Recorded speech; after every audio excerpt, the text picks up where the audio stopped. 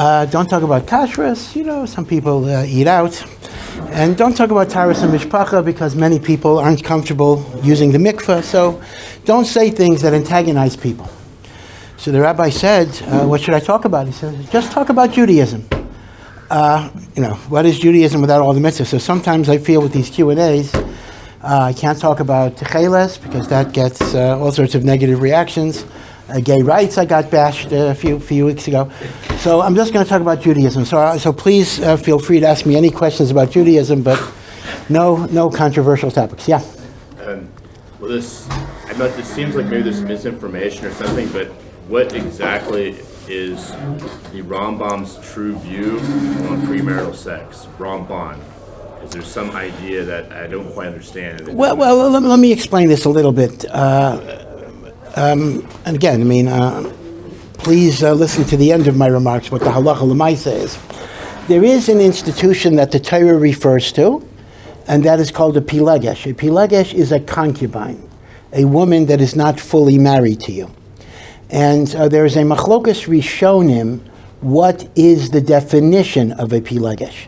Some concubines, some say the woman is not married to you, you're simply having relations with a woman that's not married to you, but it's not a prostitute, it is a permanent relationship, but without marriage, without the need for a get. That is opinion number one.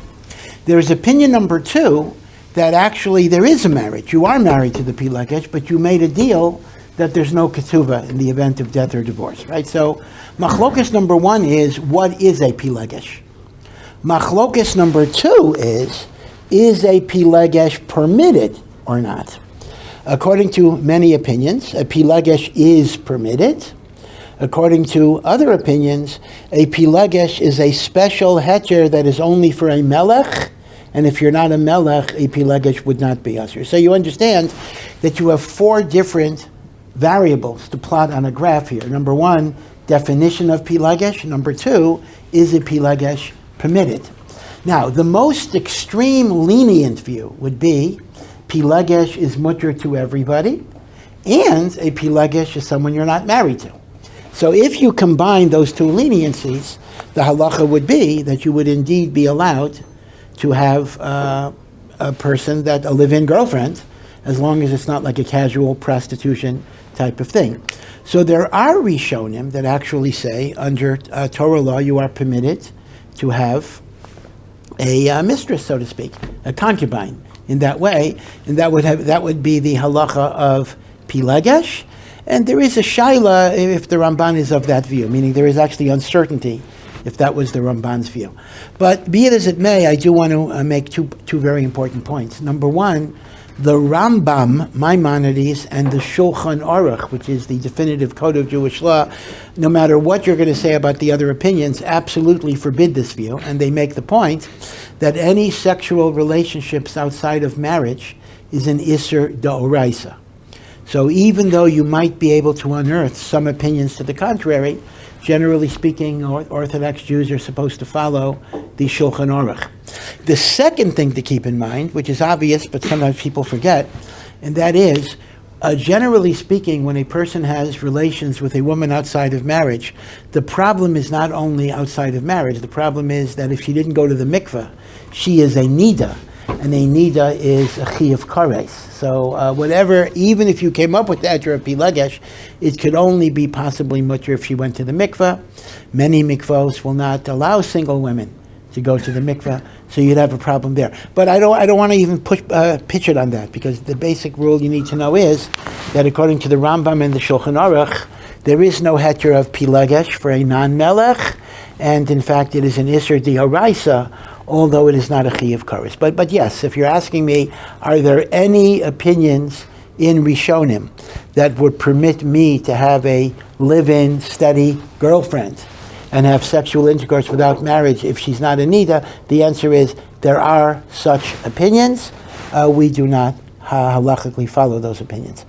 Given one of the main forms of kishuf is sending sheidim to do certain things, and the story of sending sheidim in Gemara and Sukkot to protect his sulfur, how is that not kishuf? And furthermore, why did he not send malachim?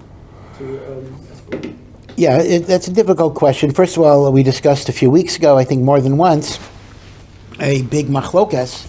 Is there such a thing as sheidim to begin with? The Rambam seems to say that sheidim don't really exist. They're a matter of superstition, or Chazal employed the term sheidim as metaphors or allegories for other things. And then we mentioned the Vilna Gaon that says the Rambam himself was led astray by his preoccupation with the accursed Greek philosophy that required everything to be rational. And the Vilna Gaon says, of course there are sheidim. If Chazal talk about sheidim, then there are. What do you mean they don't make sense? What does that mean? Chazal say it. And then we have the compromise of the Kutzker Rebbe. Somebody asked the Kutzker Rebbe, who's right, the Rambam or the Vilna Gaon? And the Kutzker Rebbe says, of course there are sheidim.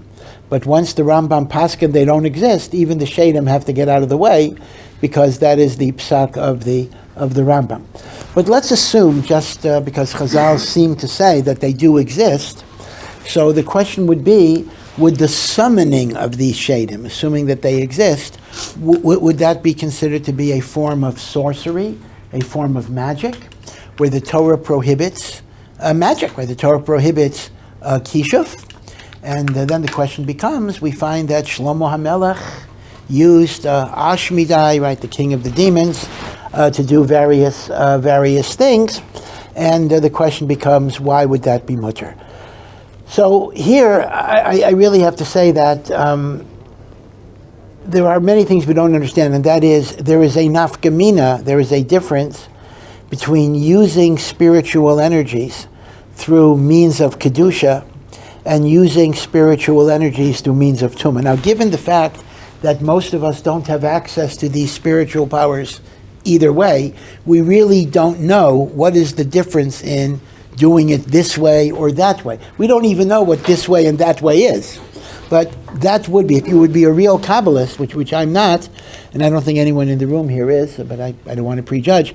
If you would be a real Kabbalist, you would understand, oh, Shlomo used this road, which is a road of Kedusha, as opposed to the magicians and the sorcerers who use this road. The problem is we don't know the road, so it's hard for me to even give an answer. But there is a concept that which is used to the kochos of Kedusha, even if you're using sheidim, would be halachically legitimate. By the way, let's talk about for a moment about the concept of magic. Not allowed to do magic. What does that mean exactly? What about, these kids entertainers, or your uncle wants to do a card trick with you?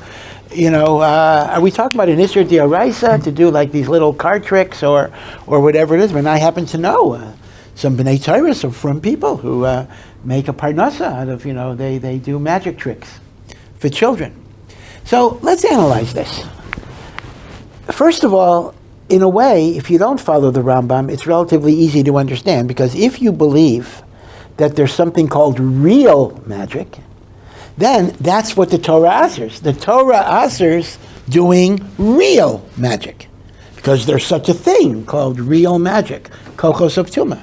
Mimela, since the magic that we do is fake magic was never ushered to begin with. The Torah assers real kishuf. Right? Everything we do is fake kishuf, tricks, illusions. But the problem is, like the Rambam, you have a conceptual problem.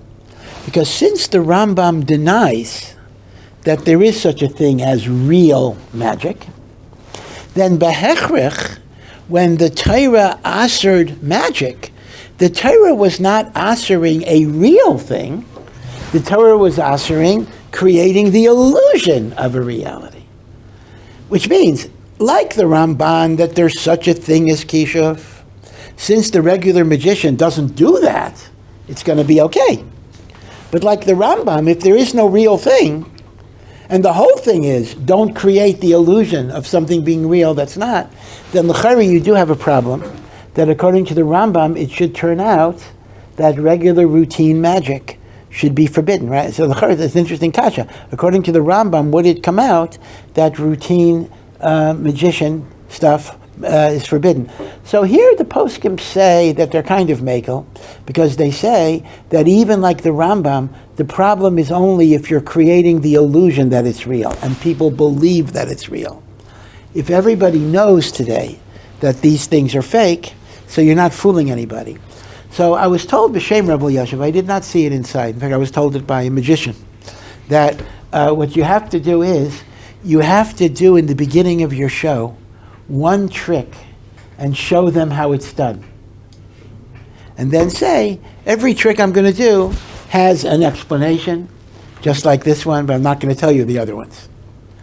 Okay, it makes sense in a sense. You got to make clear to the audience that this is not a real thing. Now, that's a very big concession for magicians, because revealing how a trick is done is mamish harag ve'al yavor. I mean, it's like a magician's oath, not to ever reveal anything. But Rabbi Yashiv said they do have to reveal some trick to the audience at each show. It can be the same trick. You don't have to give up more than one trick. Yeah. Do you have to reveal a trick, or can you just state that everything I'm doing is an illusion? So it would seem that Papashtus, I don't know why you'd have to reveal the actual trick. Why can't you just make the announcement? But I think Rabbi Yashiv wanted kids to mamish, especially kids who might be more gullible, to mamish see how a trick was done, so that way they internalize the fact that this is not a real thing. Yeah. In terms of Hashem created the world, and one of the pillars which it stands on is Torah. So if the purpose for the world is Torah, how come Torah was given so much later than the world was created? Yeah, that's a very good question. Just to repeat the question. The question was, if the whole purpose of the world was Torah, how could it be that the Torah was not given to us until 26 generations? Counting from Adam to Moshe Rabbenu, 26 generations. So it's interesting that, in one of the Tehillim that we recite on Shabbos, we have Kili Olam Chasto, God's chesed is forever. There are 26 times that appears, and Chazal say, because the first 26 generations until the Torah was given, the world had no reason to exist. It was only chesed. Chesed was loving kindness. But the simple answer to your question was that, remember that even before the Torah was given, there were at least individuals who understood the Torah as the DNA of the universe, and they kept the whole Torah before it was given. That was Avram, Yitzchak, Yaakov, and even the Shvatim. So consequently, Hashem didn't give the Torah not because it was unnecessary, but because people were still on the level where they could intuit the Torah by looking at creation. That's an amazing thing if you think about it. I mean, there are many mitzvahs that we could figure out with our seichel, even if God didn't give them to us. Most people, if you're not psychotic, could figure out that it's wrong to kill, it's wrong to steal. But, how are you going to figure out you're not supposed to wear wool and linen? That wouldn't occur to me naturally. But the Avos were so attuned to the spiritual DNA of the universe that they could look at the world in a form of reverse engineering. They could say, oh, I see this and that and that and that. Oh, this comes from shatnez, and this comes from tefillin, and this comes from tzitzis. We can't even know what that process meant, but that was the madrega of the Avos, that they could intuit the mitzvos of Hashem from the physical and spiritual nature of the universe. So that's why there was no need for the Torah to be given until such time as we declined. Now, of course, somebody asked me a good question. Well, why did we decline? I mean, if Avram knew the whole Torah before it was given, and that got passed down, so it got passed down to us. So even if we're not smart enough to intuitively see it, but why don't we have it through Messiah? I mean, when did it get forgotten? I mean, the Shvatim, or did it get forgotten? The Shvatim had it. So apparently, I don't have a complete answer to this, but apparently it probably was a consequence of the Shibud in Mitzrayim.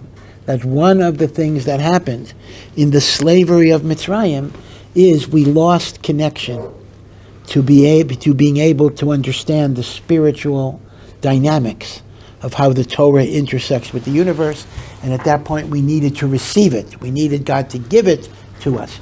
I would also suggest another answer based on Nefesh HaChaim. Rav Chaim Volozhiner points out a very, very important yesod. This is an extremely important yesod, and you need to know a little bit about the historical dynamic of it. One of the great kashas, people have written svarim about this. On one hand we say the Avos keep the whole Torah before it was given, right? That's a well-known idea. And then we have gazillions of kashas when there are apparent violations of the Torah. before Matan Torah. One famous question is, how could Avram serve the angels meat and milk? Although that wouldn't be a daraisa per se, because they weren't cooked together. Or, a real good question is, how could Yaakov marry Rachel and Leah, who are two sisters? Now, Einochinami, marrying two sisters is not forbidden under the 7 laws of Noach. Okay, but if the Avos kept the Torah, it is prohibited for a person to marry two sisters. So how does that work? And this is a whole sugya. There are svarim written about all the different, about the Avos who apparently didn't keep all the mitzvahs of the Torah. So Rav Chaim Volozhiner has a whole approach like this. Rav Chaim Volozhiner says that even though the Avos intuited all of the mitzvahs of the Torah, they weren't commanded, they intuited them. They could also intuit when and where exceptions were appropriate. Because they understood the dynamics so well that they understood there are times that you deviate. Now, Rav Chaim Volozhiner makes the very important point that that type of ability to navigate around and find exceptions only existed before Matan Torah. Once Matan Torah is given, Hashem tells you that's love. By the way, he's writing this for a very important reason. He's writing this Keneged Chasidus. He's writing this because Chasidus sometimes took the position that the issur in Avaida is your kavana, your enthusiasm, and if that means missing Zman Krias Shema or whatever it is, it's justified by a cheshbon that my kavana is more important. And the whole Nefesh HaChaim, I don't want to say that's the only reason, but one of the main reasons the Nefesh HaChaim was written was to emphasize that as important as subjective spiritual feelings are, they cannot be used to override halacha. And by the way, that's exactly the opinion of the Baal HaTanya. The Baal HaTanya and the Nefesh HaChaim are very close. The Baal HaTanya wrote a sefer in Chasidus emphasizing that point, although it wasn't his main point necessarily, but it is a point that the Baal HaTanya emphasizes. So here is what I would suggest. It could very well be that the naked Messiah of mitzvahs was not lost. They knew what those mitzvahs were. But they lost the ability to make these, individual determinations when and where not to do it, because that's not a Messiah. That requires your specific understanding of your situation. And Hashem then decided, I'm not going to let them work that way anymore. I'm going to have to give them fixed laws. So that would be the cheshbon. So in a sense, it's a little difficult to say this.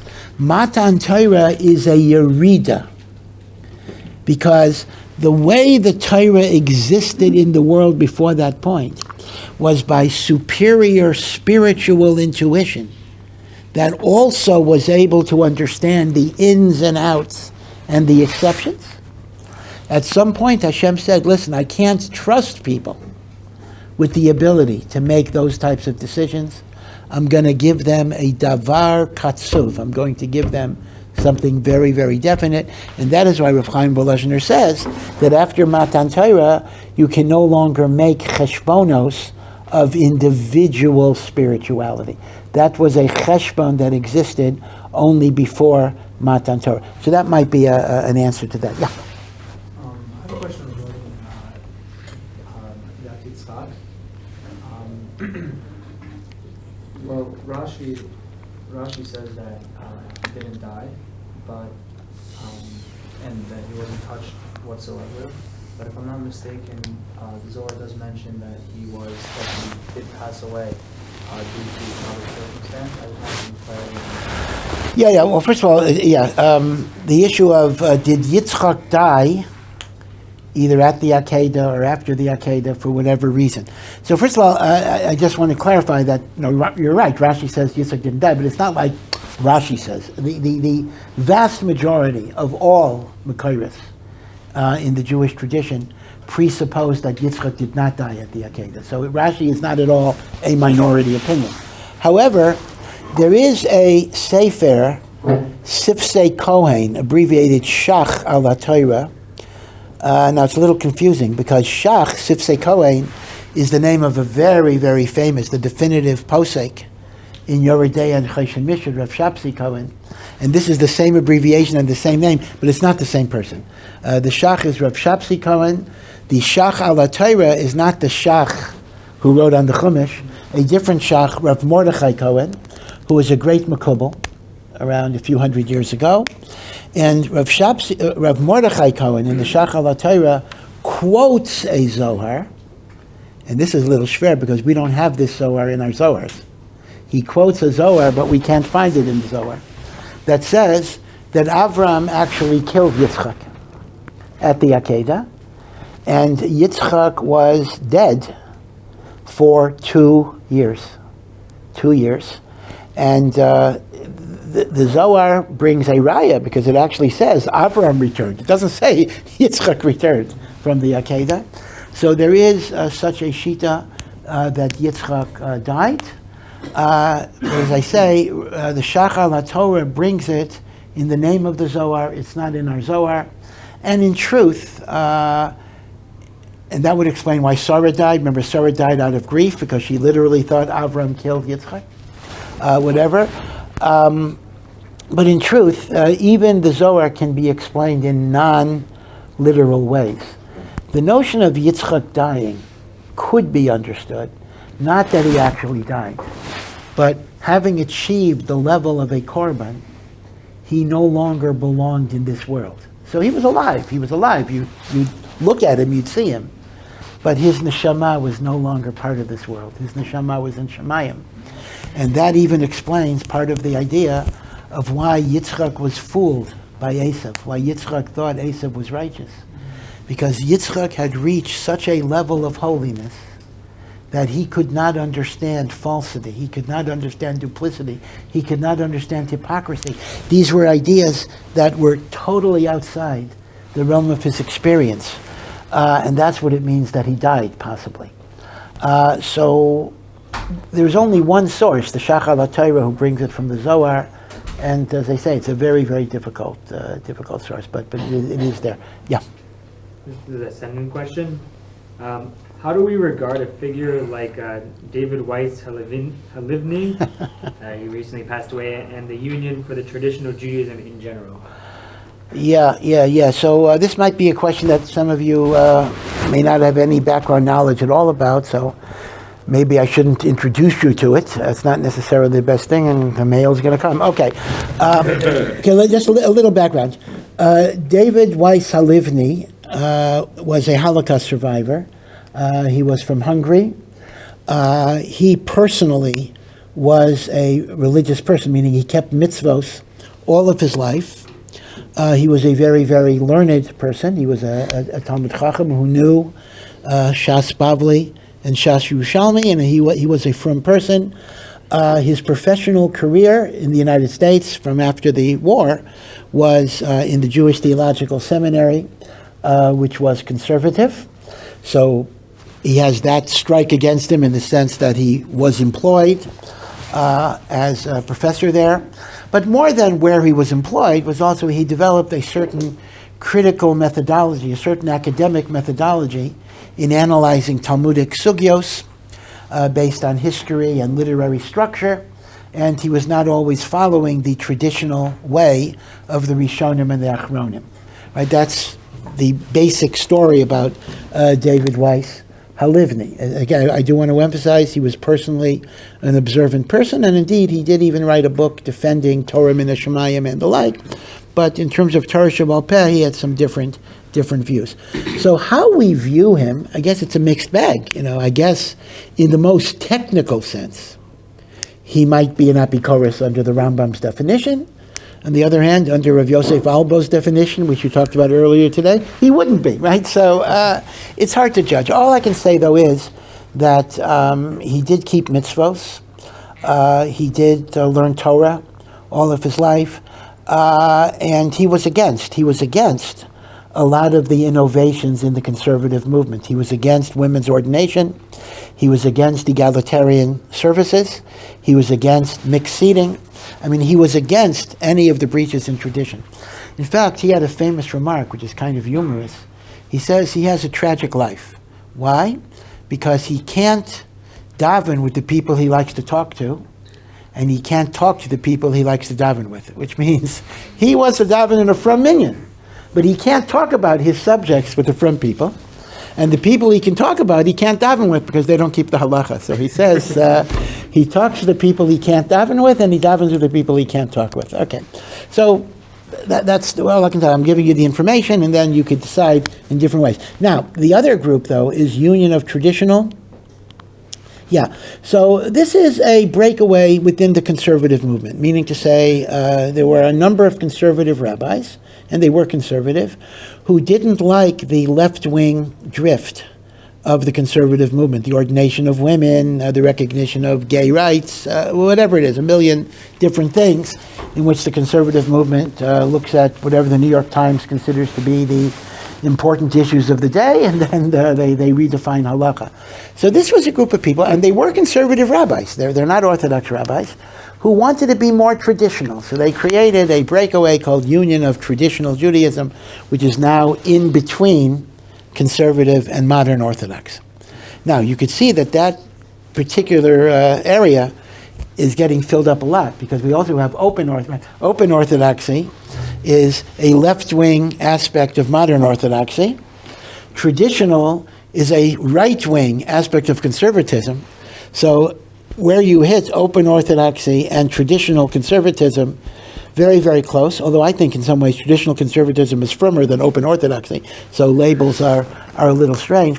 But what I can tell you is that, they're much more halachically observant than their other colleagues, but ultimately they are still within the conservative movement. So I don't think we could regard them as kosher authorities of Torah. See, I think it's a little different than Weiss HaLivni, because Weiss HaLivni worked for a conservative school, but he was not part of the conservative movement. The Union of Traditional Rabbis is a part of the conservative movement. Yeah. We have mitzvahs such as tefillin and mitzvahs that place a big emphasis on the name Shakai. I was wondering what is significant about that name? Yeah, so Shakai, which we pronounce Shakai, but it's Shin Daled Yud, right? We don't fully pronounce it in that way, is one of the names of Hashem. It's a name of Hashem that you cannot erase. By the way, an interesting question. One of the great Sfarim that was written in the 19th century is a big encyclopedia of halacha. It's called Sedei Chemed. I don't know if you've ever heard of it. It's somewhere. Yeshiva has copies somewhere. It's a big encyclopedia, like any topic. It has gazillions of achronim, rishonim, shelos utshuvas. It was written by a Rav from Russia who came to Yerushalayim, Rav Chizkiyahu Medini, and it's called Sedei Chemed. So somebody raised the question, since the first word of his title is Shin Daled Yud, does it have the status of Shem Hashem and cannot be erased? Or since it's not Shakai, it's Sedei, that's not a problem. So actually in the Sedei Chemed, there's a long tshuva of the author defending his use of that name and saying, since it's not meant to be Shem Hashem, it has no Kedusha or anything else. Okay, but be it as it may, the particular meaning of Shakai is an acronym or an abbreviation, Sha'amar Li'olamo Dai, that God said to the world, enough. Meaning when Hashem created the world, it could have kept on going. And Hashem had to decide not only when to create, Hashem had to decide when to stop. Because otherwise the wheat would turn into bread or turn into flour, right? So Hashem had to stop it because he wanted us to do some work. He wanted to leave something over for us.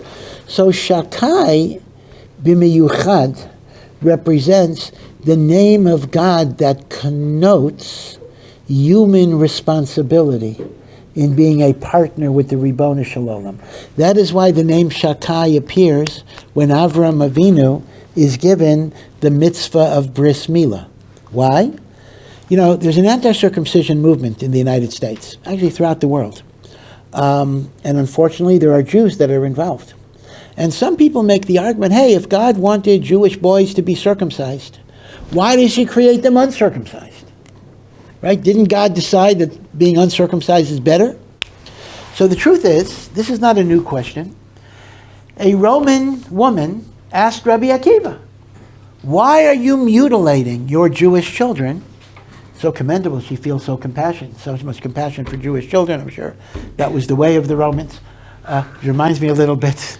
There was a German court, Baruch Hashem, they were overruled, that actually ruled that circumcision of children is an illegal battery without their consent, meaning you're not allowed to circumcise your child because you are mutilating your minor who didn't give permission for it.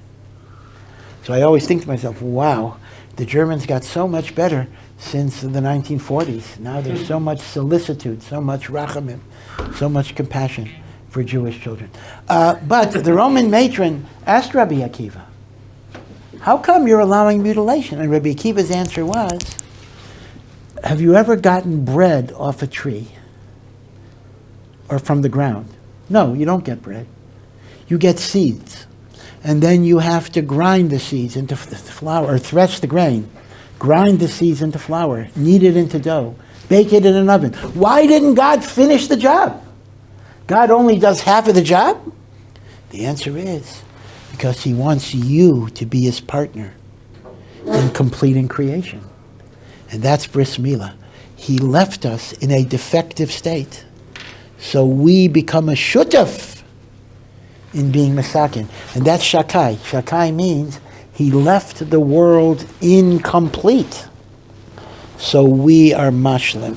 That is the significance. So Shakai is really a message in human responsibility. Emunah in Judaism is not an excuse for passivity. I look at poor people, I don't say, Hashem will take care of them. I got to take care of them. I got to do what I can. I don't look at disease and say Hashem will heal. Yeah, everything is from Hashem. But you are mechuyev to be his partner in doing this. Right? So that's what Shakai connotes. That's the importance of Shakai. Yeah.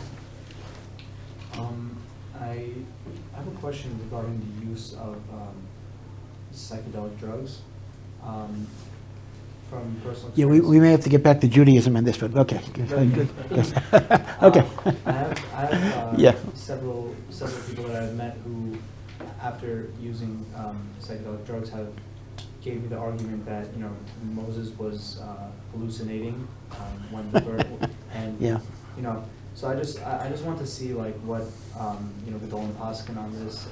And the use Okay, so here I want to be open and honest with you. I had mentioned a few weeks ago, and I corrected myself a week later, so I'll just go over that again, that Rabbi Kaplan, Zichrono Livracha, in his books on Jewish meditation, mentions that perhaps the prophets had taken hallucinogenic drugs to get into meditative trances. Now, I corrected myself because he does mention this, but he says some people say, and Rabbi Kaplan concludes there is no evidence at that point. So he himself does not say it.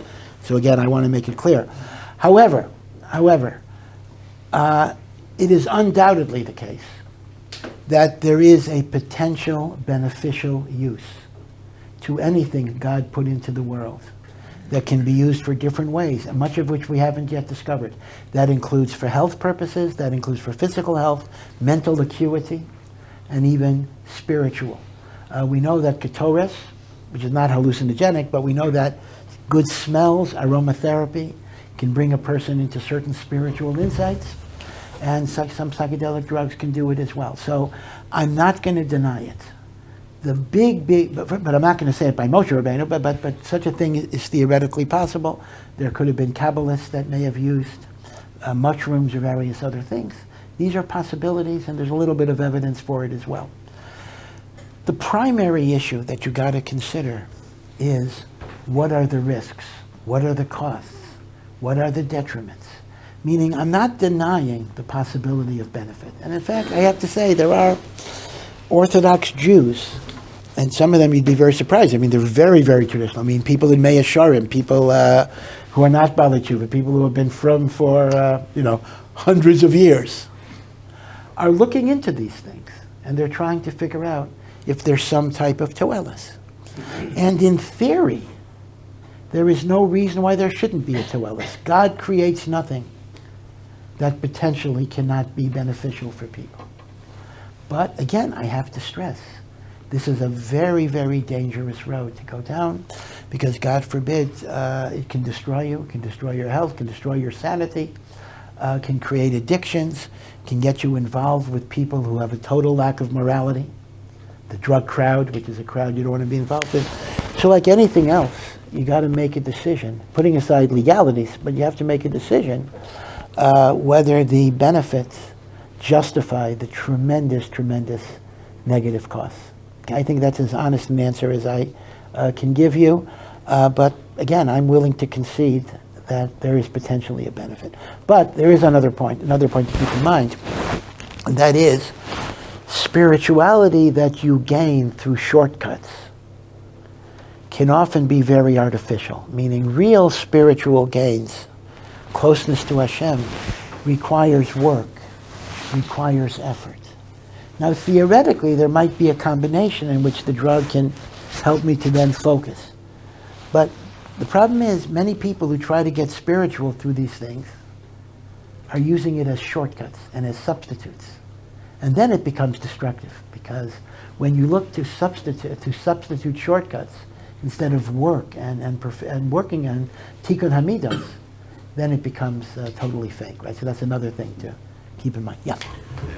There's the idea. It's true that Abraham Avinu he developed a relationship with Hashem, I suppose by himself, like in the middle of his whole family, I guess, were into Avodah Zarah, like no one really makarved him.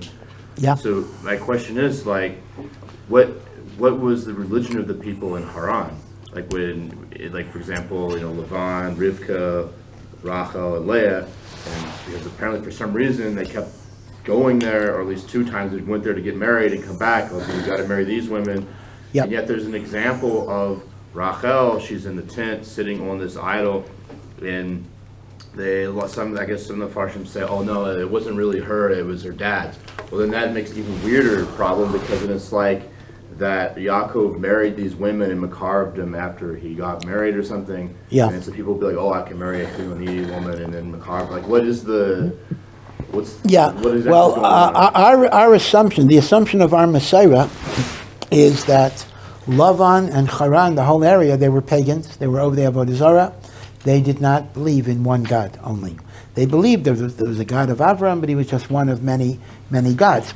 So it's interesting that the Drashas Haran raises this very question. He says, you'll notice, Eliezer is Avram's faithful servant, right? Now Eliezer has a daughter, and Avram doesn't want to give Yitzchak to Eliezer's daughter. He says, go to Haran and find a wife for my family. The Drashas Haran says, Haran are idol worshippers. They're pagans. Is Avram a racist that he prefers his family? Eliezer is a tzaddik. Eliezer is a righteous person. How could Avram prefer Ovdei Avodah Zarah to someone who believes in Hashem? So the Ran says quite an amazing idea. The Ran says that even though the people of Haran were Ovdei Avodah Zarah, but they had good midos. They had midos of kindness. They had midos of rachamim. Says the Ran, it's easier to convert a pagan into a maimon than it is to take a person with a midah of cruelty and make him kind. The Canaanites were not kind b'teva. They were achzari. Now, granted, we have to assume Eliezer worked on himself and Eliezer was a tzaddik. But since the nature of the Canaanites was cruel, Avram is afraid that cruelty is going to pass down to new generations. So what the Ran is saying is very far reaching, and I'm not going to say this lahalacha, but the Ran says, better to marry an idolater who is kind, that you could be makarev, than marry the frumest of the frum who might have bad midos and cruelty. Now, I'm not going to tell you that lahalacha. Somebody comes to me and say, oh, I met this great girl. I mean, she happens to be Jews for Jesus, but you know, a heart of gold. Now, let's be real. You know, no one's going to tell you that that's a good shidduch. It's not a good shidduch. But it does emphasize the idea that the single most important thing you look for in a shidduch is a kind heart, a good heart. because that is exactly what Avram was looking for. So the assumption is they were pagans. Eina chinami. Now, there is another part of this, though, that's very, very interesting. There's a character in the Chumash who pops up 2 times, but we never know anything about her. Her name is Devorah. Now, this is not the famous Devorah who was a judge. That's in the book of Shoftim. But there's a Devorah that's called Meinekes Rivka. She was the nurse of Rivka. She was the nursemaid of Rivka. And initially, it even records that she went with Rivka, and it records her death. And there was a morning when Devorah Meinekes Rivka died. And what do we know about Devorah Meinekes Rivka? We don't know. We almost know nothing about her in particular. But the Torah seems to consider her kind of special, because it memorializes her death and says there was a great deal of weeping. So I saw that one of the Meforshim actually gives a whole story about this, that it was Devorah who was Rivka's spiritual teacher, that in the atmosphere of paganism, Devorah was the one Maimon in Haran, and she was the one that taught Rivka this emes. And by the way, the person made a tremendous point, a real powerful point. He says, sometimes a person's purpose in life is not for what they accomplish, but for what they gave to somebody who becomes the big person that accomplishes. The person was giving an example. This was Rabbi Miller from, he was in Pittsburgh at the time, but a very, very wonderful writer and a big Talmud Chacham. He says, let's say you have a teacher in a day school, like a 5th grade teacher in a day school. And he had dreams in yeshiva. He would be a Rosh Yeshiva, whatever it is. And it turns out he spends his whole life in a small town teaching 5th graders. And a person might look back at his life and say, I never really accomplished anything significant. But that 5th grade teacher may be the one who inspired somebody who did become a gadol and did become a Rosh Yeshiva. And sometimes your goal in life, our goal in life, is not to be the Rosh Yeshiva. Our goal in life is to be the person who makes that other person the Rosh Yeshiva. And that's even a higher level, but it's one that's not recognized as much. And he suggests that Devorah was that hidden righteous person who didn't accomplish much in her life. She was not part of Am Yisrael. But she was the one that kept Rivka in her emunah. Yeah. Being that Lavan had such bad midot, would this be a big caution on people to say you should look at someone's family if you're going to marry them? And it can be the opposite. Yes. That's an interesting question. I mean, people ask the kasha on the Ran, that the Ran Bechlal doesn't make sense. I mean, the Ran says the people of Haran were kindly. Well, was Lavan kind? What do you mean the people of Haran were kind? But I think it's not a contradiction. Lavan was dishonest. Lavan was deceitful. But Lavan showed hospitality. In fact, they say this about the Bnei Yishmael. The Bnei Yishmael, right, the Arabs, are very hospitable. They will not stab you until you're on your way out. Meaning, you're in their home, they'll serve you food, they'll give you hospitality, they'll treat you very, very nice. On the way out, they may do something. So that's a perversion, to be sure. But there's still kind of a certain kindness and caring about people. And then it gets perverted by Yetzer Haras. So Lavan's big Yetzer Hara was dishonesty. Lavan's Yetzer Hara was greed.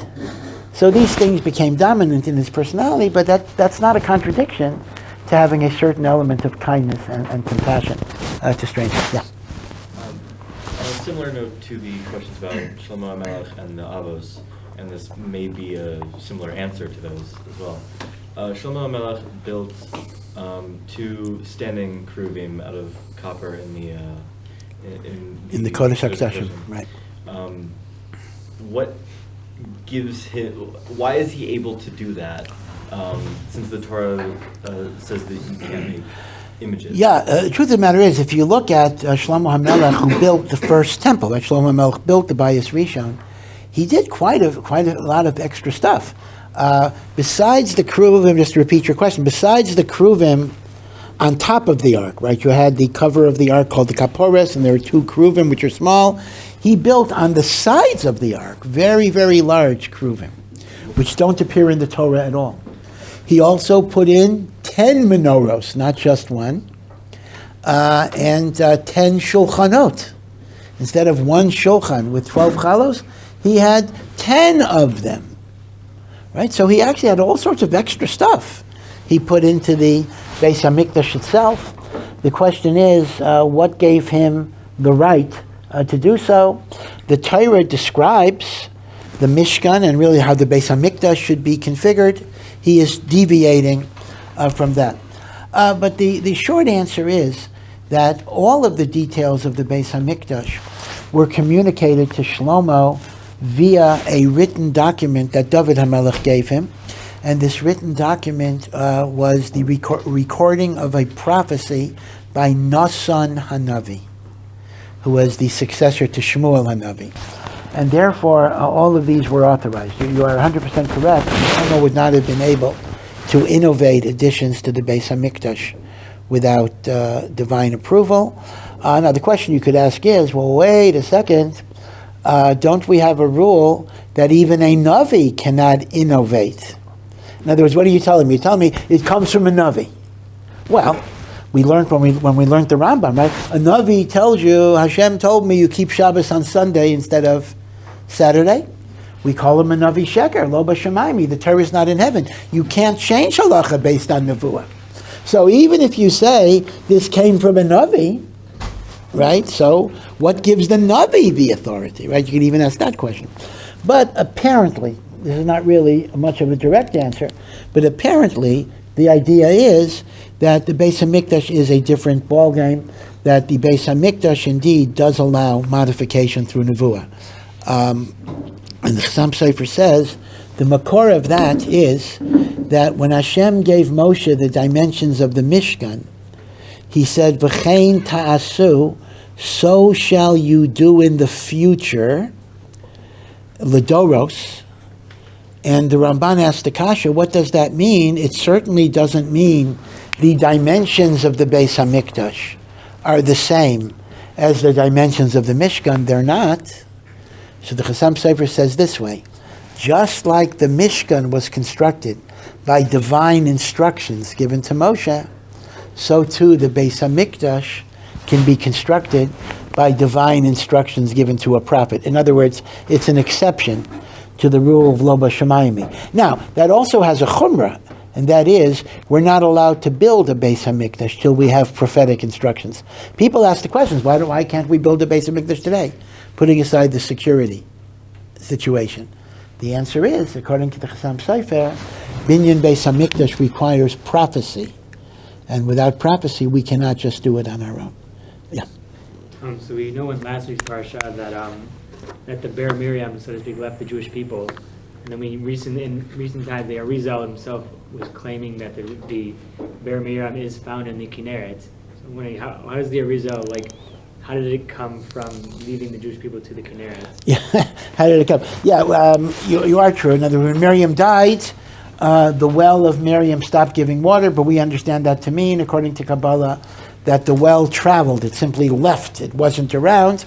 And the Arizal said it exists in the Yam Kinneret, right, the Sea of Galilee.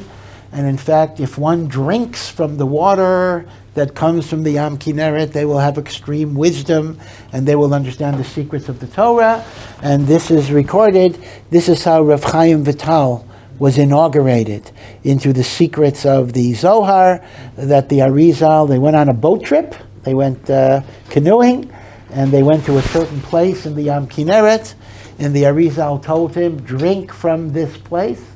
This is Be'er, the water of Be'era Shel Miriam, and Rav Chaim Vital became a great, great Chacham after drinking that water. So that's recorded in the history of the Arizal and Rav Chaim Vital. So you're simply asking me, how did it travel? What's the route that it traveled? I'm not sure, because you're right, from the desert to Yam Kinneret, I mean, a million things could have happened. Hashem could have just made the stone disappear here and appear there. It could have just kept on rolling. Perhaps it was traveling with the Jewish people, but it got deactivated. It no longer gave water, and when they crossed the Arden, it crossed the Arden with them, and then it migrated north to Tiberia. So the actual way it did it, I don't know, but you are correct. It is recorded, at least in that tradition, that it's in the kinneret. Yeah. You're saying it's in the kinneret, or it is, like, meaning any part of the kinneret has like an essence? No. He doesn't say the kinneret is the Baer Miriam. What he says is that the gushing, it's a stone that is still gushing water, and at some place in the kinneret, it's gushing water. So you may not get that water every part of the kinneret. So you go to a certain place of the kinneret where you're near the well or near the Baer, and drinking the water will have that water in it. Yeah. What and why is the issur against women ordination? Yeah, people are trying to still figure that out. It's one of those things where it's got to be issur. I just don't know why yet. This is a very, very difficult issue. It's not so pashut. The reason why it's not so pashut is that it is brought down that a woman is pasul to be a dayan. A woman cannot be a dayan on a beis din, and that is a doraisa psul. And yet, Tosfos does ask, what about Devaira? This is not the Devaira we were just talking about. This is Devaira in the book of Shoftim. Devaira was a shofetes. How could Devaira be a shofetes? A woman is pasul to judge. So Tosfos gives a few answers. One was it was a special exception al pi Hashem. So if it's an exception, it's not a precedent for anything. But others is, Tosfos gives an answer, that if everybody accepts, if both sides accept a woman as their judge, a woman can be a judge. Both sides were makabel. So the argument goes, if dayanas, which a woman is pasul for, she can still be valid if both sides accept, then what about rabbanos, where if a shul, like let's say everybody in the shul, wants a woman as a rabbi, what is the halachic reason? I mean, you can't say there's a psul here because such a psul could be waived by people being makabel. So it's not such a pashut thing. I mean, the OU had Rav Hershel Schachter, had very chashuv pesukim that were trying to write this out. And the truth of the matter is, the bottom line they came up with is this was not the Messiah in Klal Yisrael. And when you try to make changes in the way the Messiah of Klal Yisrael was, that can lead to unforeseen destructive consequences in many, many, many areas. Now, that is a powerful argument, and it's a weak argument at the same time, meaning it's a powerful argument if you're a person that is sensitive to the Messiah.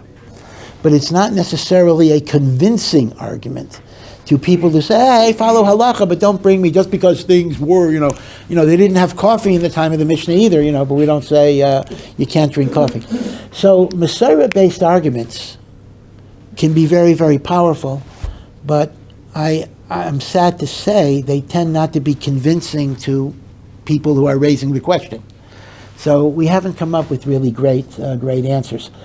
Of course, we can talk about tznius, we can talk about it's not modest, we can talk about the fact that a woman cannot be counted for a minyan, and that is for sure, that is not a shaila. We can talk about the fact that how can you have a rabbi of a shul who can't be counted for a minyan? And then you have a slippery slope. What is likely to happen is, at some point, let's say you hire a woman rabbi, and you have 9 people for mincha plus the rabbi. Some balabas is going to say, hey, you're telling me our rabbi is not good enough for a minyan? In other words, the slippery slope argument is, I think, fairly reasonable because it's not sustainable to say, oh, the rabbi can't be a witness on a ksuva. The rabbi cannot be counted for a minyan. These are things rabbi do. So even if technically there wouldn't be so much of a problem, I think institutionally there is a real danger that you'd be breaking boundaries, as well as the issue of modesty and tznius. But what I tell people sometimes is, make a list, instead of talking about somebody as rabbi, make a list of the 100 things that rabbis do. counseling, shiurim, lecturing, visiting the sick. And then ask yourself, how many of them are women allowed to do? So you'll come across, out of 100 activities, women can and women do around 85 of them. So the truth of the matter is, women don't have the title, but l'maisa, most of what a rabbi does, women are in fact allowed to do. In other words, is it just a fence? Huh? Is it a fence? I think it's largely a fence, and as I say, the Messiah argument, which I will admit to you, does not persuade anybody who has this problem. It's not a persuasive argument. But, I don't want to get hate mail, but when I say it's not persuasive, I don't mean it's not persuasive to me. I buy into it. What I mean is, the guy in the street or the woman in the street that is bothered by this, if the only thing you can say to her is, hey, we've never done it, so we shouldn't do it, they're not going to buy that. But there is some power to it, because we do find that when we try to make changes that in themselves are not that bad, it often leads to a whole chain reaction of unanticipated consequences. And that is a reality. Slippery slope is a phenomenon of life, and it's a phenomenon in spiritual life as well. Yeah?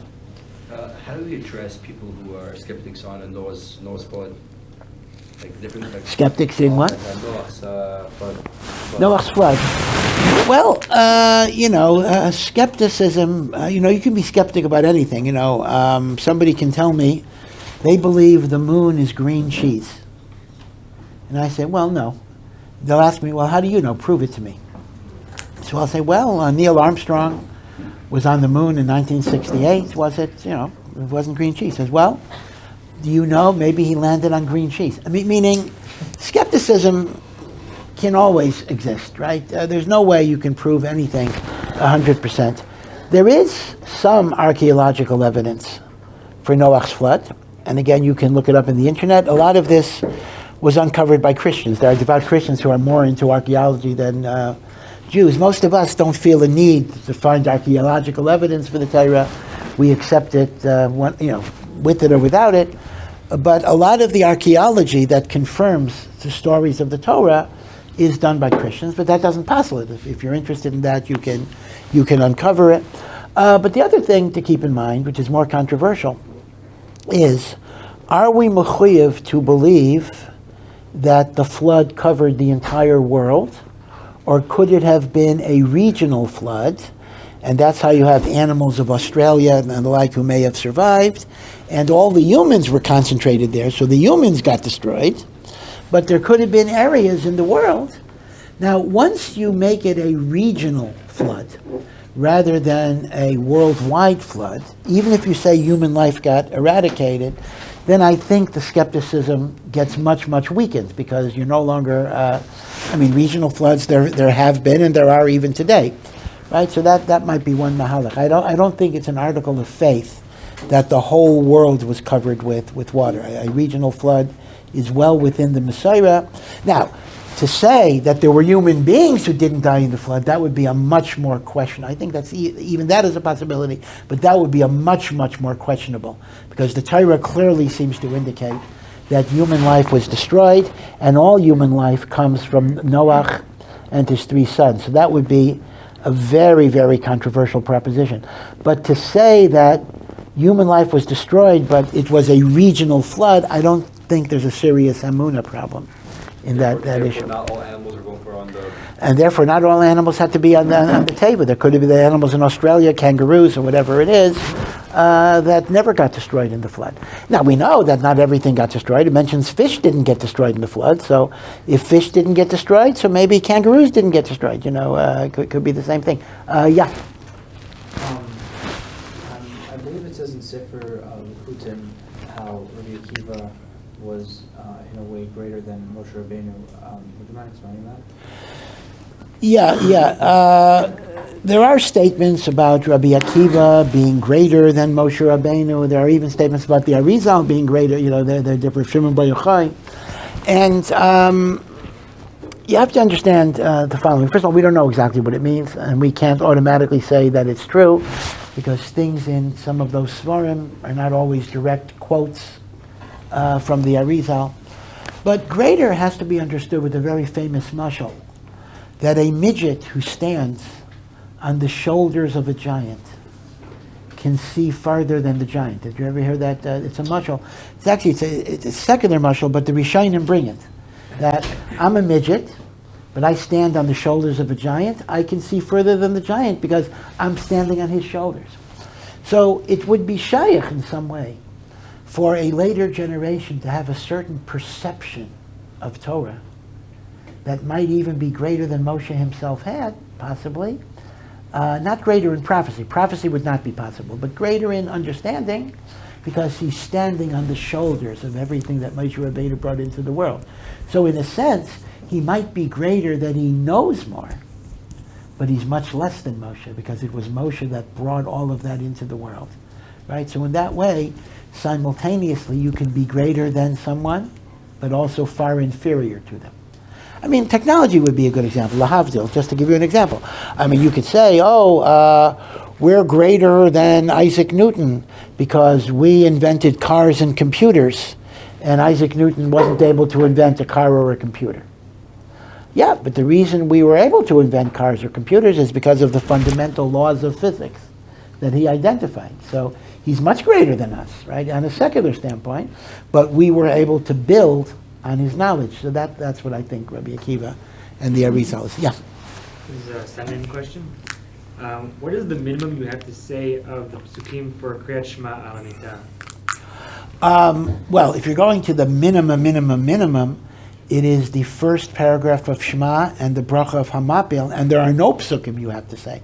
Meaning any other additional pesukim in Kriyat Shema al Mitah is a minhag, and it's a proper minhag, but there is absolutely no halachic requirement. The halachic requirement of Kriyat Shema al Hamitah is the first parsha of Shema and the bracha of Hamapil.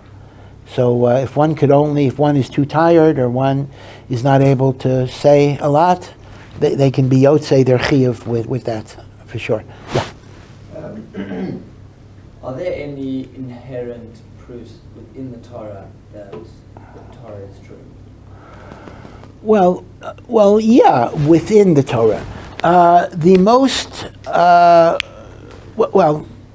putting aside the Bible codes, which, again, that's a little controversial, the notion of the equidistant letter spacing, but the simplest proofs that the Torah is true are the prophecies that are contained in the Torah that actually happen. If you look at the Tochacha, you look at God describing what will happen to the Jewish people if they stray away from God, and the fact that they will be destroyed, they will be exiled, they will be punished, they will be dispersed in the four corners of the earth. And then the promise that they will be gathered back and brought back to Eretz Yisrael because they will do tshuva.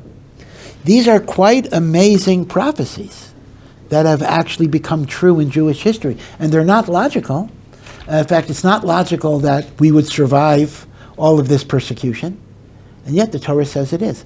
I would urge you, if you're interested in this, there's a fellow, he's I think a historian, Ken Spiro, he works for Aish Torah, forgive me, but he has a series and it's called you can Google this, The 7 Wonders of Jewish History. And he basically looks at the fact that the Torah predicts certain things. And the things that the Torah predicts are not sensible predictions. You know, a guy can make a prediction, but it's such a safe bet. I bet you there's not going to be rain for the next 2 months here in Israel. Wow, I'm so smart, right? Well, yeah, I mean, there probably will not be rain for the next 2 months, right? So I'm not talking about predictions that any Tom, Dick, and Harry could just predict. We're talking about predictions that are not logical, that don't make sense, that are counterintuitive, that normally don't happen. The Shemitah bracha, God promises that if you keep the Shemitah, you will be blessed. And that promise is documented, that it happened many, many times. Right? So these types of promises are internal evidence within the framework of the Torah that it comes from God, because only God could make those things happen. Right? So that's what I would look at. And again, Ken Spiro's essay is a very, very good essay to look at for that particular issue. Yeah. What is the origin of making a wish on a wishbone and is there an Yeah. issue against it in terms of Avodah Zarah? Yeah, well, I'd have to look back. I mean, obviously, it is not a Jewish custom per se. It is picked up from the Goyim. It's based on some type of superstition. I can check it. I could probably look it up. You can look it up. Now, what happened was, it is true that in the folk culture of Eastern Europe, even among Orthodox people who were not learned, there were different superstitious customs that got picked up. And sometimes Sfarim try to even justify them as religious customs, but essentially they have a pagan origin or a superstitious origin. Wishbone, I fear, would be one of them, and it should not be done at all. I'll mention another example, but it's controversial because I don't want to denigrate a minhag. There are people who have a minhag that the Shabbos after Pesach, they have what's called a schlissel challah. Schlissel is a key in Yiddish. There are different ways of doing it. They bake a key in the challah, or they make the challah in the shape of a key. Different ways of doing it. Schlissel challah. Big deal. Many have shown that this was a common custom in Christian Europe. And it has a Christian origin, and it somehow got picked up. And then the Svarim write different cheshbainis and this and that. Okay. Again, I don't want to dwell on that too much, because some say chas v'shalom, how can you attack it that way? But there are those who have written that its makor is among non-Jews. The big question is, well, can such a custom be sanctified? Meaning, is it shayach for us to take a custom from the non-Jews and we're mechavein with a different thing? We elevate it, we consecrate it. Nigunim is that way. Many old Hasidic nigunim, the old ones, and I don't mean the modern ones so much, were taken from Hungarian folk songs, Ukrainian folk songs, etc. Right? You know the famous stories about the Rebbe overhears a shepherd singing a love song to his girlfriend. And the Rebbe says, repeat that to me, I want to hear it. And after the guy sings it 3 times, the Rebbe now knows it, and the shepherd forgets it, and the Rebbe says, oh, this is a remnant of a song of love to God that got captured and distorted by the Goyim, and now I've reclaimed it. So that's a certain Kabbalistic worldview, that even the stuff we get from the Goyim is stuff they took from us, and we're bringing it back. I don't know. I'm not a Makubal, so I can't say for sure, but that would be part of the issue. But something like the wishbone is too close to a superstition that you should very definitely not do it. Yeah? According to some of them, like Rakunto, Nathanaeli, and sometimes even Chazal, I have read that reading Zohar, even without one understanding it, is, it does something. Yes. There are many sources that say that the reading of the Zohar itself is a purification of the neshama, that the words of the Zohar purify you, elevate you, bring you closer to Hashem, and therefore it's worthwhile to read the Zohar even if you don't understand it. Now, I think that is emet, but I would say that one should not spend a long time on that, meaning say one should not do this for 8 hours a day. If you want to set aside a half an hour a day based on the cleansing effect, because the point is, it then elevates your davening and your learning. But you have to do davening and learning. You can't just read things that you don't understand. But there is a concept that the Zohar does have a spiritual koach. I believe, I don't want to say for sure, I believe that even the Chazon Ish said that. But I'll say that I'm not sure. I'm going to have to double check. Yeah. What does it mean that Eliyahu Navi is Pinchas, and what nafkamina does it have for Yemos Mashiach? Yeah, so we do have a famous Chazal that Pinchas morphed into Eliyahu Hanavi, and Eliyahu Hanavi, in turn, we know, has the very unique distinction of never having physically died. Eliyahu Hanavi was taken up to Shemayim on a chariot. In fact, Chariots of Fire, right? The movie is based on the description of Eliyahu Hanavi coming up to heaven, and Eliyahu Hanavi occasionally comes back to earth for various missions, and of course Eliyahu Hanavi is going to announce the coming of Mashiach.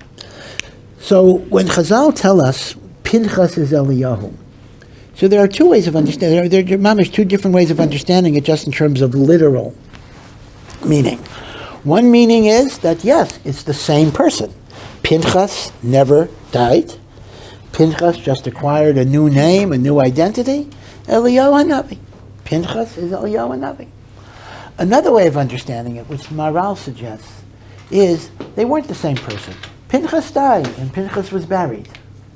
But it means the neshama of Pinchas was reincarnated into Eliyahu HaNavi, meaning to say the neshama of Eliyahu is the neshama of Pinchas. So we don't have to posit that somebody lived like for 1,000 years or whatever it is. But be it as it may, the kesher between them, the spiritual connection between Eliyahu and Pinchas, is based on the idea of kanos. Kanos is to be zealous for the sake of God. Pinchas stood up for HaKadosh Baruch Hu to punish the evildoers, not because of punishment, but he wanted to save Am Yisrael and connect them to God. Eliyahu HaNavi also is described as kano kinesi. I am zealous for the glory of Hashem. And that is why Chazal see him as the same type of person, because both of them are zealots for Hashem. Derech Agav, let me just say a quick, very, very quick word from the Kesaf Sefer. You know, Pinchas is described as the son of Elazar, the son of Aaron. And Rashi raises the question, why do you bring in his grandfather? Right? So Rashi gives an answer, but the Kesaf Sefer says a different shot. The Kesaf Sefer says, when it says Pinchas, the son of Elazar, the son of Aaron, it doesn't mean Pinchas was the son of Elazar and Elazar was the son of Aaron, although that's true. It means Pinchas had two fathers. Pinchas is biologically the son of Elazar, and spiritually he's the son of Aaron. Pinchas, the son of Elazar, Pinchas, the son of Aaron. What does it mean that spiritually he is the son of Aaron? Because Aaron is Ohev Shalom V'Rodev Shalom, a lover of peace. If you want to be a kanoi for God, you don't do so because you love to fight, you love to argue, you love to point out people's chesronos. A kanoi has to be motivated out of love for Am Yisrael. Pinchas did what he did because that is how he could save Am Yisrael. A kanoi who loves just point out people's shortcomings because he loves to fight, he loves to be combative, he loves to expose people. That person has to find another line of work. Pinchas is the son of Aaron. Rav Chaim Soloveitchik used to say, there are two types of kanoim, and they're like a housewife who buys a cat to kill mice. Both the housewife and the cat are in basic agreement. If there are mice, we got to catch them. But the nafkamina is, the housewife would be much happier if there wouldn't be any mice. The cat would be sorely disappointed. Rav Chaim says there are kanoim who love finding things they could criticize, who love looking at a book and saying, oh, on page 558 in footnote 869, there's a line of the author that contradicts what Rav Shach said in 1951. So this person's an apikoros. We have to burn the book. And the emes is, a true kanoi gets no joy in finding chesronos in people. A true kanoi would prefer that people live in shalom and live in peace and grow together. A kanoi does not laugh and smile when they block traffic and throw stones.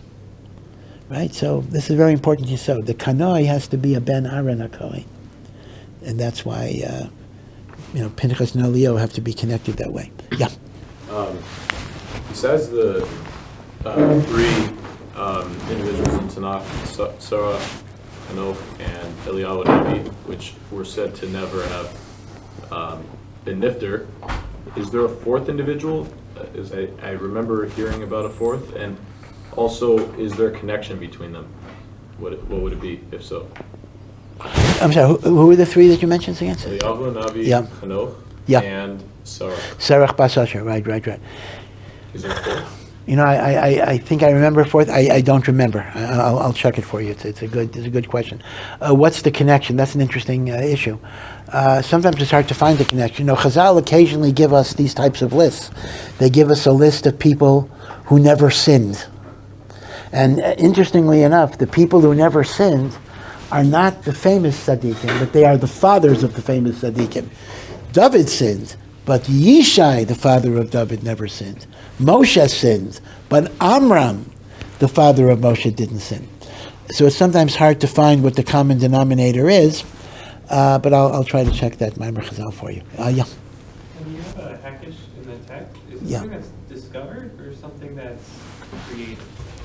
Yeah. So that's a very, very interesting question.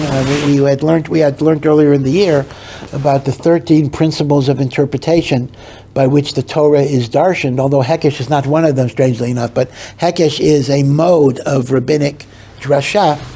So the way the Rambam seems to understand it is that God authorized the sages to utilize certain interpretive tools to interpret the biblical text, but the actual utilization of those tools and the conclusions that are drawn are not given to Moshe b'Sinai.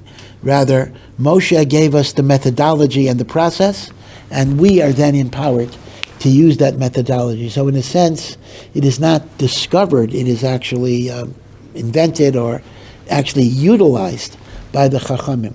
And that is why there can be a machlokas, you see, because if you're dealing with specific laws that God gave Moshe, how could you have an argument about that? We don't believe that the tradition got distorted. But if you understand this as a methodology that was left open to the sages, at that point there could be different opinions as to how to apply that. But that's really a very fundamental question. Yeah? I believe it's at the end of Bava Basra, where it gives a bunch of different opinions for who Eov was and when. Yep, and the first parak, yeah. Okay, there's only one opinion where he's not Jewish. Yes. How can we reconcile that with listing the 7 non-Jewish prophets, of which Eov is one, and also his friends are 4 others? You're asking me, how could Eov be listed as a non-Jewish prophet if many opinions say he's Jewish? Yeah. Well, again, I think the Pashut Pshat has to be that the listing that he's a non-Jewish prophet is following that opinion. I think that's the only possibility. Meaning, if you say that he's Jewish, that he wouldn't be listed as a non-Jewish prophet. In other words, sometimes a statement in the Gemara must be understood in light of a machlokas elsewhere. In other words, even though the machlokas wasn't brought down in the Brisa, but implicitly it's going to be connected to that machlokas. By the way, the Maharal points out an interesting point. Eov is such an indeterminate figure. There are like 10 different people he might be, and there's even an opinion that he never existed at all. He's only a mashal. He's a fictional character, as it were. And when did he live? It's not just who he was, but these are different time periods. So the Maharal says, and this is a very deep interpretation, which actually might answer your question as well. The Maharal says in Agadata, when you have these different opinions, it's not that one is right and one is wrong, but rather each of them express a facet of truth. Now, it's not clear how that would work here, but he had aspects of a Jewish neshama, aspects of a non-Jewish neshama. And each one is pointing out a different aspect. Now, if that's the case, that could very well furnish a possible answer to your problem as well. It's like they say about the children's story about the 7 blind men and the elephant. 7 blind men were told to touch an elephant and describe what an elephant looks like. So one person touched the trunk. So he said, an elephant is like a long eel or snake. Another person touched the ears. An elephant is like a gigantic butterfly. Another person touched the horns, the ivory horns. Oh, the elephant is like a rhinoceros. Another person touched the elephant's legs. Oh, the elephant is like an oak tree. Now, all of them are right, and all of them are wrong, because each one is describing a part of a reality, but not the whole reality. Maral says, in Agadata especially, when you have machloksim, it's really not a machlokas. Each one is emphasizing a different facet of the reality, so you got to put the whole picture together in that way. That makes Agadata a very, very rich limud. I mean, we unfortunately don't put in the time. Our time is limited, unfortunately. You only have, although we don't use the time that we can use, but even if you use the time, you'll find yourself up against limitations. But in Agadata, that's how you understand machlokas. Yeah. Regarding the Jews who were born from a Jewish mom, but they don't have a Jewish father. Yeah. Do they still have an inheritance of the land of Israel? And does their status as a Jew, is that going to change at any point, like Mashiach or any? Yeah. So the second question is easier than the first question. Their status as a Jew is not going to change, and that's simply because the Rambam writes that one of our fundamental principles is halachic structures are not going to change when Mashiach comes. So whoever is Jewish when Mashiach comes will be Jewish after that point as well. The issue of whether a person without a Jewish father could have a portion in the land of Israel is enormously complicated because it would require a tracing all the way back. Because, for example, if his mother did not have a brother, then his mother would inherit from her father, which would then go to her son. Meaning, a son can inherit from his mother. There's no question about that. The question is, the mother only inherits if she didn't have brothers. So we would have to figure out that some women without brothers might in fact be legal heirs of their, halachic heirs of their father, and women with brothers would not be, right? So as a result, sometimes the child will inherit via his mother, and sometimes not, right? So that would be, yeah. What happens if the mother, her father is also not Jewish?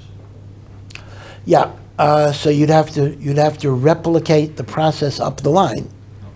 Did her mother inherit from her father? Meaning let me put it this way, at some point, you're going to have at least one Jewish male in the line, because that would be the basis of inheritance. Once you have one Jewish male in the line, now how are you going to find all of this out? Who knows? You can look 2,000 years ago. But once you've identified a Jewish male, it is then possible, in some cases, for the females to inherit.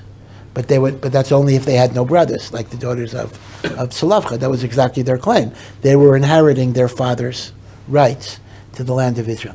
Yeah. Why is there a seemingly contradiction between bar and bas mitzvah? Why is one in Hebrew, one in Aramaic? Bar mitzvah instead of bat mitzvah? Yeah. Vice versa. That's a very good question. Of course, a little joke about bar mitzvah. Somebody once said, the problem with bar mitzvahs in America is too much emphasis on the bar and not enough on the mitzvah. But okay, maybe that was the musser. America becomes a bar mitzvah. But that's a real good question. I don't know. You are 100% correct that the word bar is son in Aramaic, not in Hebrew. In Hebrew it would be ben mitzvah, 100% correct. And yet bas is Hebrew because in Aramaic you would add a nun. It would be called, or resh rather, barat mitzvah. So bar mitzvah, barat mitzvah. That would be the symmetry. So why is one Hebrew and one Aramaic? I don't know. My guess is this. My guess is that bas mitzvah is a very recently coined term. And recently coined, they wanted to use Ivrit rather than Aramaic. Aramaic is a Golos language, etc. So it could be that the newer terms will tend to be more Ivrit. The older terms would use the rabbinic language, which was Aramaic. That might be a reason, because bas mitzvah is a modern term in that way. Yeah. How come sometimes when Rebbeim paskin halacha, they look at what the rov of the goyim do, and that is as opposed to looking at what the Jews do? Now, do you think? Can you give me an example? Yeah. David Weiss HaLivni in America, you said you were allowed to remove the hairs between your eyebrows because the rov. Oh, okay, yeah. Why would we care about what the goyim do instead of just looking at the rov? So let's take that particular example, right? The issue of plucking hair between the eyebrows. So generally speaking, for men to remove hair to look better, is always potentially a problem of dressing like a woman, right? The Torah prohibits a man dressing like a woman. It is not only clothing, but type of body care and cosmetic care that are commonly done by women. And then we have a psak, though, that if everybody does it, it's commonly accepted in society. It's no longer miyuchad. It is no longer specifically a woman's thing, and therefore we allow it. So your question is, why are we looking at goyim and the like? I think the reason is this. The reason is because in a case like this, you can't really look at Jews because Jews are asking the shaila, meaning like this. I'm a Jew, and I want to know if I'm allowed to do something. Now, the fact that a lot of Jews are doing it can't answer my shaila because maybe a lot of Jews don't keep Shabbos. I can't use what Jews are doing to prove that something's mutter because there are Jews who don't keep the Torah. But I could say that general society allows it, and they're not bound by the Torah. So in effect, they're free actors to determine what they can do. So I can look at them. But it's a complicated issue. And Bichlal, this is an interesting issue generally. There are a lot of things, not a lot maybe, but some areas of halacha. See, we would tend to think halacha should be the source of everything, right? Halacha should tell me what is mutter and what is issur. And yet sometimes you find the other way around. Halacha is reacting to what society considers appropriate. One example, just to give you an example, nothing to do with your question, but it's another example, sakana. You're not allowed to do dangerous things. Right? You're not allowed to put yourself in danger. So the question becomes, so how can you go on a bus? Maybe the bus will get blown up. How can you go in a car? Like, what's called sakana? I mean, everything's sakana. Crossing the street is certainly sakana. So the answer that's given is, when society generally accepts something as permissible, it is not called an unreasonable sakana. So you're looking to what society is makabel, and you're defining that's mutter. That's why they said, until smoking was recognized by society as a whole as dangerous, it was not issur. Once most people understand that it's dangerous, then not everybody, but some poskim do say it's issur to smoke. So sometimes we respond. Now, even tznius, there are shittas that actually say, of course that would be very far-reaching, that at least certain aspects of tznius, when they're no longer the custom that people follow, there might be certain leniencies. I don't want to get into the details of this. That's a controversial issue. But there are halachos that are defined by societal norms. Yeah. What is the issur behind the seemingly different actionary viewpoints in regards to talking in the bathroom? Well, the Gemara itself says it is not proper to talk in the bathroom, at least while you're in the process. Meaning, it's not so much in the room as it is the activity that you're engaged in.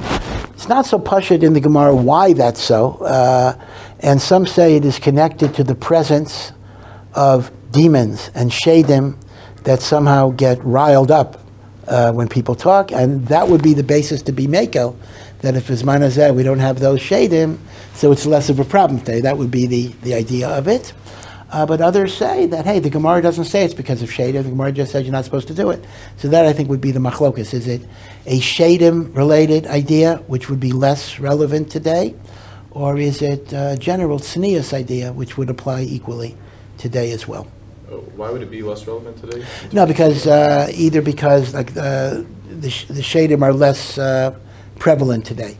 Part of why they're less prevalent is because of indoor plumbing, meaning to say, in the olden days, or when you have an outhouse or something, so the tsaya accumulates, and that was a place of sheidim and the like. When it gets flushed away very quickly, the sheidim don't hang around, so to speak. So that's why they would be less prevalent today. Yeah. This is a sending question. When Soviet Jews were sentenced to death on Trump's charges, Haran boldly declared 2 Soviets for every Jew. His network of vigilance would have assassinated 2 Soviet diplomats for each Jew murdered.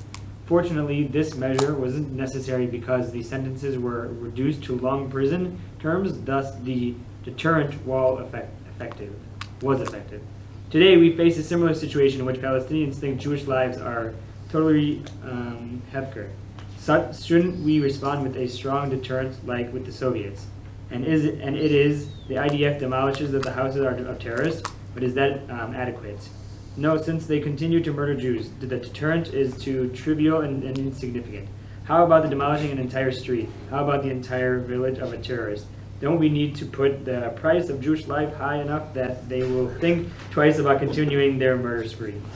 Yeah, well, I appreciate the passion of the writer, and all of us are understandably very, very, very upset at the loss of Jewish life, the loss of innocent life, men, women, children, and you want to do what you can. The question is, halachically, what are you allowed to do? And this is not so simple, because the heter of killing a terrorist is the law of rodef, right? I can kill the person that's trying to kill me, but can I kill their family because he's trying to kill me? In other words, in the law of rodef, there is no collective guilt per se, meaning I can kill him because he's trying to kill me, but I can't kill his child, I can't kill his wife, and the like. So part of the problem with these responses is you are taking action to prevent further damage. So it's like eliminating danger. But you're eliminating danger by not limiting your targeting to the one that is the source of the danger. And if that's so, it would be an act of murder to kill the non-rodef in order to dissuade the rodef from acting. Now, there is another analysis here. I'll give you another analysis that would justify what he's doing. I want to show you two analyses. Analysis number one is I deal with terrorism under the category of rodef. But there's another way of doing it. I deal with terrorism under the laws of milchemes mitzvah. In fact, in the United States, we use the phrase, the war against terror. And there's a reason why President Bush the first called it, Bush the second after 9/11, called it the war against terror. There are actually reasons, I don't want to get into the legalities. By calling it a war, there's certain stuff you could do that you couldn't do if you just called it a crime. There are nafkaminas, so there was a semantic reason for that choice of words. And in halacha, that has repercussions as well.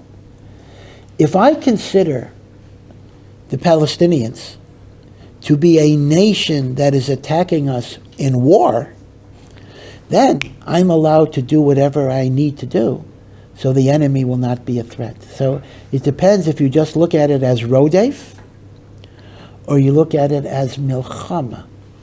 But I also want to say that I'm not necessarily endorsing this as even effective. I mean, the assumption of the questioner is, if we had this policy of 2 for 1, they would stop it right away. I have grave doubts whether that's going to be the case, because you have to remember, this is even different. The psychology is totally different than the Russians. The Russians were into self-preservation. They didn't want to get killed. Palestinians don't care if they get killed. I mean, part of their religion is, suicide bombing and the like. So if you do 2 for 1, they'll do 4 for 2. And then we'll do 8 for 4, they'll do 16 for 8. So I don't even want to endorse this in terms of it working. I have grave doubts whether it would work, and it might make things a lot worse. Yeah. This is not my question, but I will add that during the times when, after the Yom Kippur, after 67 in Hebron, the Jews there was a sense of fear in the Arabs there, after a certain powerful act in 67. So it is an act. Maybe yes, maybe not. I mean, the problem is that with the rise of Islamic fundamentalism, there's been a radicalization, meaning to say the old timid Arab that would be afraid, it's not so clear. I mean, yesh v'yesh. I think many would become emboldened. So there's a different issue. And then, of course, you have to worry about international condemnation. Now, I know that the questioner would probably say, why should we care? But Lamaisa, we are in a state where we do need the goodwill of the nations of the world as well. The Geula hasn't come yet, and that will be another issue that one has to keep in mind. Obviously, Israel should not be a slave of the United States, but they do need to do things that don't really antagonize the United States. Yeah. Might be a bit of a funny question, but is it morally wrong for a Kohen to be partly grateful to the fact that the Chet HaEgel happened and therefore he's a Kohen now? Yeah, very interesting question. Originally, before the Chet HaEgel, the firstborn were the Kohanim, the Bechor was the Kohen, and as a result of the Chet HaEgel, the Kohen was given the great distinction. So in a sense, the Kohen benefited from the Chet HaEgel. You wouldn't be special had there not been a Chet HaEgel. So how is the Kohen supposed to look at that? Am I grateful that other people sinned so I could be in my position, right? It's like saying that I stand on the shoulders of all those great generations that sinned before me, and they put me where I am today, right? It's a very good question. I tell you, I have to think about it. I mean, the short answer is that for sure it's not right. But the question is, why is it not right? And I mean, my first reaction is, it's not right because you should be thinking about the glory of Hashem. And therefore, even if it means I wouldn't have had the job, but Hashem's glory would not have been desecrated, and that's the issur. So it might be from a totally selfish perspective, you have reason to be happy, but in terms of HaKadosh Baruch Hu's kavod, that should be the thing that bothers you most. I mean, you can think about this in a million cases. I mean, I'll give you secular examples. A vice president becomes president because a president gets assassinated. You know, is he happy that the president, and all of his life he wanted to be president, right? So is he happy that, you know, again, it's that type of question, you know.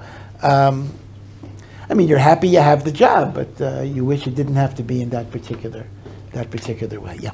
What would be what is the svar rather toward muttering handshaking with women, and when would it be lechatchila if so, if there is a time like that, and when would it be like b'diavad? Well, I'll just give you the shilas. There is an issur to do what is called affectionate touching, hugging, kissing, hand-holding. That's called negia shel chiba, touching the opposite gender when it expresses love and affection, right? That is the halacha. Machlekes, Rambam and Ramban, is that an issur d'oraisa or an issur d'Rabbanan? According to the Rambam, negia shel chiba is an issur d'oraisa. According to Ramban, it is a gezerah midrabanan, lest you come to intercourse, meaning d'oraisa. Hugging, kissing is okay. I could hug and kiss even a married woman, but the Rabbanan said, don't do it lest you come to forbidden intercourse. Be it as it may, the bottom line is, negia shel chiba is issur, d'oraisa or d'Rabbanan. Now, negia that's not shel chiba, like a doctor, a gynecologist, or even a barber, or you're sitting on a bus and the body rubs against you, mi'ikar adin is mutter actually. Mi'ikar adin is mutter, but as you know, many people are machmer on that. Okay, so now we come to shaking hands. So the question basically becomes this: is shaking hands considered to be chiba, or is it not chiba? Two different art. Now there are two different svaras here. One view is shaking hands is simply a social convention. It doesn't mean I like you. It doesn't mean I'm expressing affection for you. It's a business thing. Memela, it's negia, which is not shel chiba, would be mutter. Counter argument is that no, it might be I'm shaking hands in a business context, but it represents friendship, it represents warmth, it represents wanting to be connected, and therefore it would qualify as negia shel chiba. So the big machlokas is it called negia shel chiba and it would be issur, or is it called negia she'eino shel chiba? Most poskim are machmir. Most poskim absolutely prohibit shaking the hand of a woman. The minhag among many German rabbanim, and this was taken over by many more modern Orthodox rabbis in the United States, is that they consider it to be a social convention, and they will allow it, and that's especially the case where the woman puts out her hand first because not taking her hand would be embarrassing, and that would be an additional reason to be mekel. So those are kind of the debates, but as I say, I do want to emphasize that most poskim are machmer on it, as a matter of fact. Those of you who remember, I don't know, he doesn't teach her anymore, Rabbi Ari Wasserman, he comes in once in a while now, he wrote a number of books on Jewish business halacha and the like, so he has a whole chapter on shaking hands. It's kedai to look at the book. He has a Hebrew version and an English version, and you can get all the references to it. Rav Moshe does bring the minhag of some Ashkenazic German Rabbanim who would shake hands, and he even gives the svara, but he says kasha lahatir. It would be difficult to matir on that basis. So he did not like that particular svara. Yeah. Just a quick follow-up. So also in terms of female family members, yeah, whom are you in terms of relationship to yourself? Is one able to express? Yeah. Right. So some of the cases are easy, and some of the cases are hard. The easy case is mother, grandmother, great-grandmother, as far as much as you go, daughter, granddaughter, great-granddaughter, right? So the direct father to daughter or to mother is absolutely okay, and that's not going to be a problem. With respect to sister, it gets a little complicated. Sister below bas mitzvah is generally we are very lenient with. Once she's bas mitzvah, so it's a strange thing. The Rambam says, oh, you shouldn't do it, it's not tznius, and you're a fool if you do it, and it's wrong. And he keeps on going on and on and on, but he never says the word actually that it's issur. And the Prisha says, mi'ikar adin, there is no issur of hugging and kissing a sister at any age, whether married or single, but the Rambam held that it's not a proper tznius minhag once she's an adult. Based on that, some poskim say that if you're only doing it occasionally, you see your sister twice a year, and she would be very hurt, you could be somech that it's not really issur even midrabanan, and you're allowed to do it. So I think there's a strong basis to allow the hugging of a sister that you don't meet on such a regular basis. So that I would matter. Now, the other category would be an aunt. Now let's talk about aunts for a moment, because there are two types of aunts. There is an aunt that's an aunt by blood. That means it's your father's sister or your mother's sister. Rav Moshe seems to say, halachically, that's the same as your sister. So whatever leniency I gave you about a sister would apply to a blood aunt. However, it's very tricky, because if you have an aunt by marriage, meaning the wife of your father's brother, or the wife of your mother's brother, that would not have a heter. So it's a little tricky. I mean, you can hug one aunt and not hug another aunt, so that's going to be a difficult issue. Now, cousins is a real big problem. Cousins, there is really no heter to hug and kiss even first cousins.